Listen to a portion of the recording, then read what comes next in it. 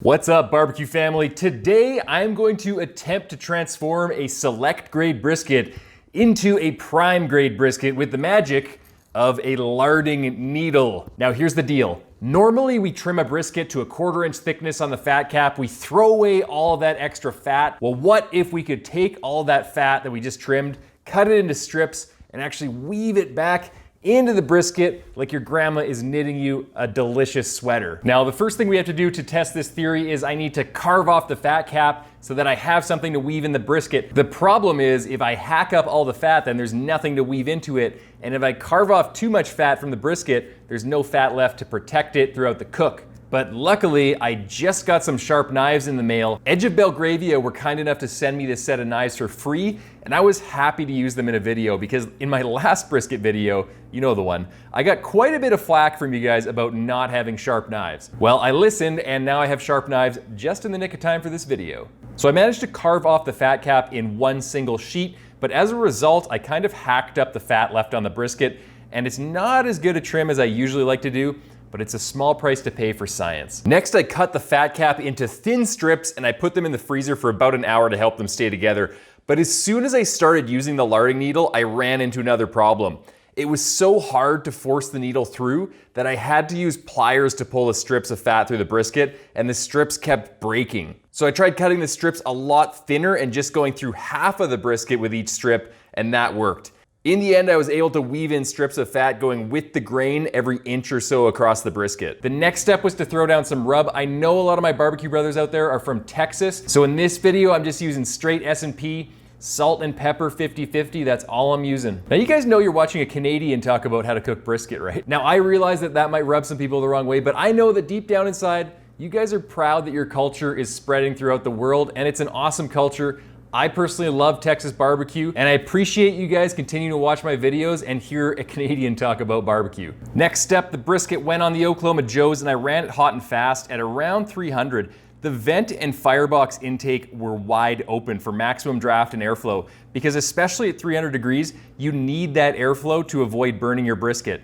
Turns out I kind of burnt my brisket anyway, but I wasn't really too concerned because the point of this video isn't great bark, it's to test a theory. The bark set up on the brisket super fast, so I actually wrapped at 140 degrees internal. Now normally, I don't recommend this if you're new to smoking briskets. I always say wrap at 165 internal right after the end of the stall. But I wrapped early for two reasons. The first one is because I wanted to get this brisket done fast. I got a late start in the day and I wanted to get the video done. The second reason is that when you're cooking hot and fast at 300, especially with the vents wide open on an offset smoker, you're gonna be able to set the bark up a lot faster than if you're cooking low and slow, or if you're cooking on like an electric smoker or a pellet smoker or something like that with low airflow. So I was able to cheat a little bit in this case and wrap it early because the bark set super fast. When I wrapped this brisket, I put a cup of beef stock in the foil for extra moisture. I wrapped it really tight and then I finished it in the oven until it came to 205 and it probed tender. Now I can almost hear Boomhauer out there in my comment section saying something like, "Dang old Canadian boy don't know brisket from his ass, putting a brisket in an oven." But again, guys,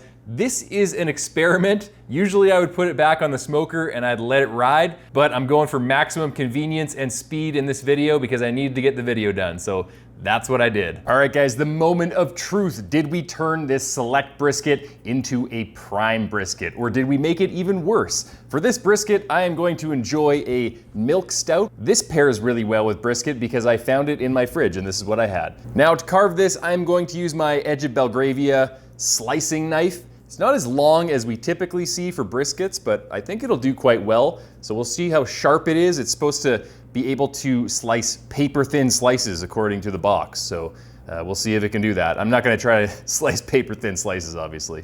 This is pretty cool though. It looks like a ninja knife or something. It's like, wah. All right, I know you guys want me to shut up and slice into this, so I'm going to slice it right now, right in the middle, because this is where I usually slice it in my videos. So I'll slice it right where the point meets the flat. Here we go. See what we got. All right. Whoa, brisket waterfall, baby. Look at that. That is super juicy, super tender. And now most of the fat that I larded into here with the larding needle was in the flat. So I'm going to start slicing into the flat. It's probably gonna be pretty tough here. I can see that that's where my landmark is. I'm gonna slice right there. Okay. There's actually quite a bit of moisture retention here. So as I'm slicing, you can see where all of the fat veins that I larded into here are. So there's 1, 2, 3, 4. It's not all rendered. You can kind of see that it didn't liquefy or anything. But this looks pretty tender. It's well rendered. See how it pulls apart? Pulls apart okay. Could have probably used a little bit of extra time actually, because it's not quite pull apart. But you can see that it has lost quite a bit of moisture. If you look at it, it doesn't have that much, but that fat looks like it is providing some kind of extra moisture visually anyway. So let's give this a taste and see if there's any taste improvement. It's got good flavor. It does taste a little dry, which is what select briskets usually taste like unless I go through all of the injection and I really cook it low and slow and I really try to preserve that moisture. And even if I do all that, still tends to be drier than a choice or a prime brisket. So I'll taste one that has 3 injection marks here with that fat. It definitely does add flavor and it helps it go down a little bit more. That bark is phenomenal. But if you look at it, and I'm gonna give you a close up here.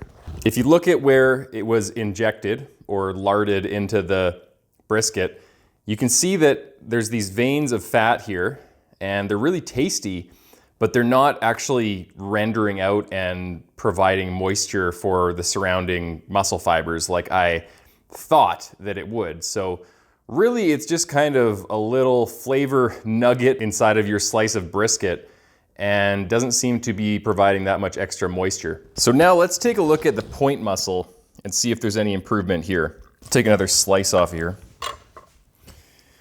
Okay, so that looks really nice. On select briskets, the point is usually a lot more tender, juicy, a lot more moisture retention because it has more fat than the flat, obviously.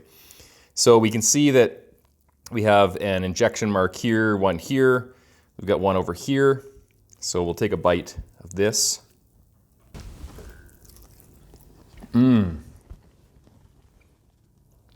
That tastes a lot better. But the point is always fattier, so that's not really what I was concerned about. It does add a little bit more flavor, again, just like the flat, but it's not really elevating it that much. It's not turning it into a choice or a prime brisket, definitely. So overall, not really the results that I had hoped for, but it's good to test something in the negative and find out that something doesn't work. And if you guys are looking for a brisket video that'll walk you through how to cook an awesome brisket, I have a really good one right here. It's a Texas brisket recipe on an offset smoker, so go check that out, and I'll see you in the next video.